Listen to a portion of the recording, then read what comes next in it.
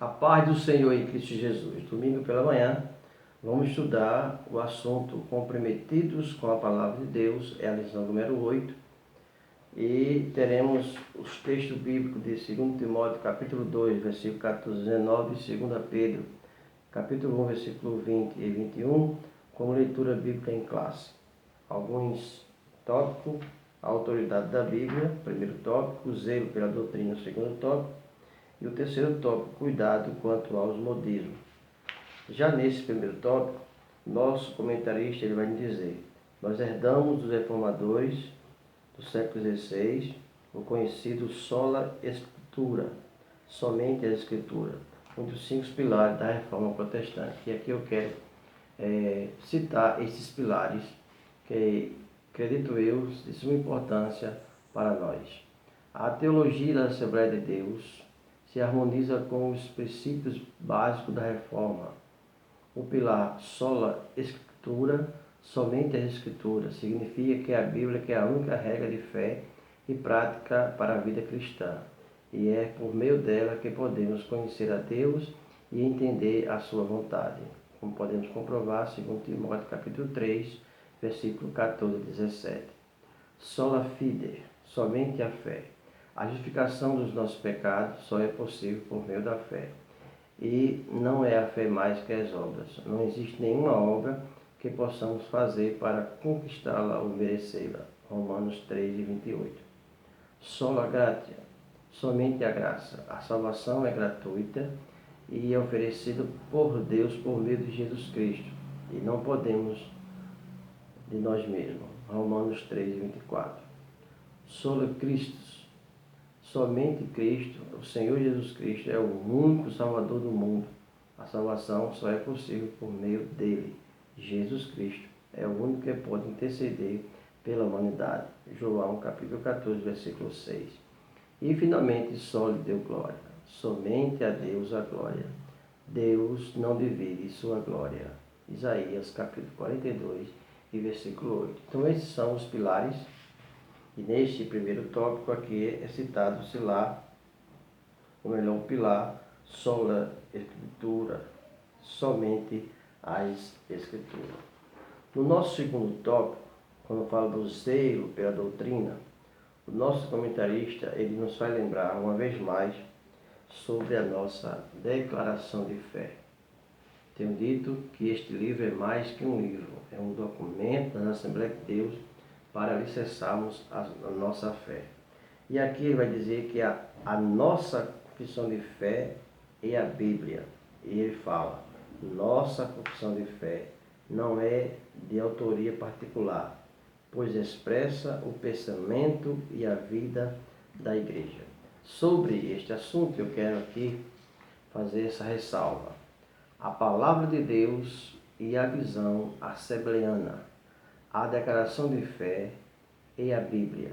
Cremos, professamos e ensinamos que a Bíblia Sagrada de Deus, única revelação escrita por Deus. Apocalipse capítulo 1, versículo 1. Dada pelo Espírito Santo. 1 Coríntios capítulo 2, versículo 13 a 14. Escrita para a humanidade e que o Senhor Jesus Cristo chama a Escritura Sagrada de a Palavra de Deus. Mateus 7 e 13. E que os livros da Bíblia foram produzidos sob inspiração divina. Toda a Escritura é inspirada por Deus. 2 Timóteo capítulo 3, versículo 16. E aqui eu trago algumas características sobre a Palavra de Deus. Primeiro, a Palavra de Deus ela é inspirada. Segundo, ela é revelada.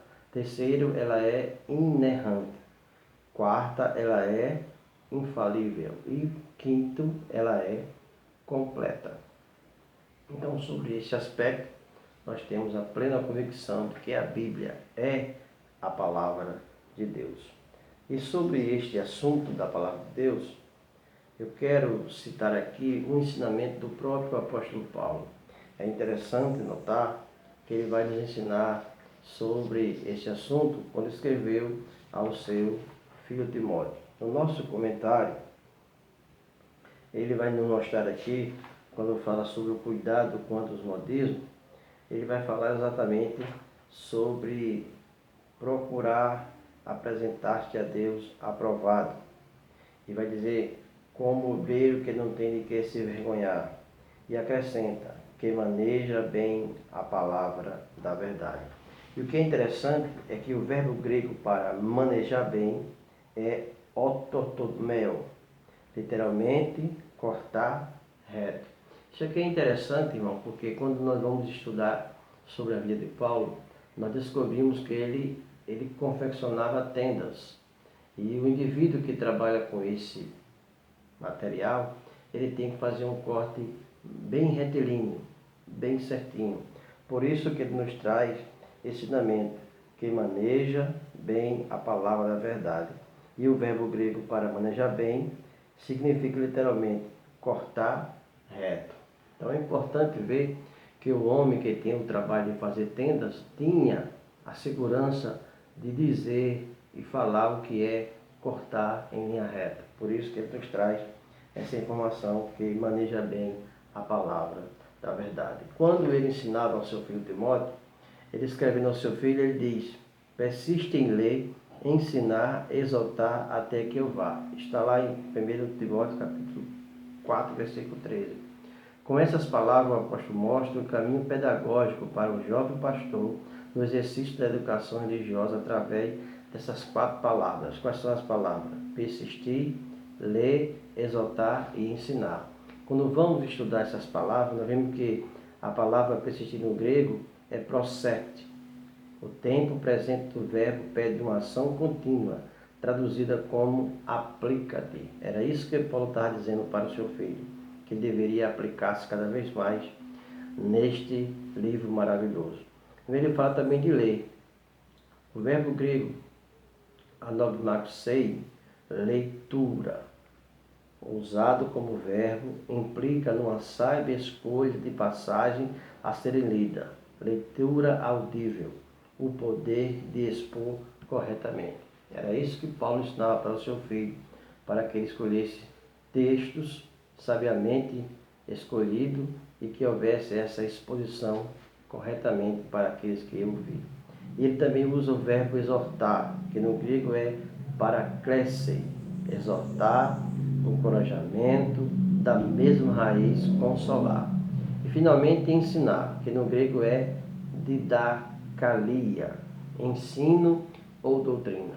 Então o apóstolo Paulo, ensinando ao seu filho Timóteo, ele dá essa orientação para o seu filho, que deveria persistir em ler, ensinar e exaltar até que ele vá. Então, nós temos hoje uma lição que nos traz também este grande ensinamento sobre a palavra de Deus, porque o ponto central da nossa lição vai trazer a seguinte informação: amamos a palavra de Deus e somos comprometidos com ela. Então, que Deus nos ajude e nos conceda a sua graça para que possamos, através desse ensinamento, desta lição, podemos nos aplicar mais ainda na leitura e no conhecimento da palavra de Deus. Ao final desse trimestre, nós teremos uma grande gama de conhecimento através dessa lição, e o nosso comentarista conclui dizendo o seguinte: nós temos compromisso com a palavra de Deus. Cremos que ela é a única revelação de Deus escrita para a humanidade. Diante disso, fica claro que nenhuma outra leitura excede a autoridade sobre a nossa vida.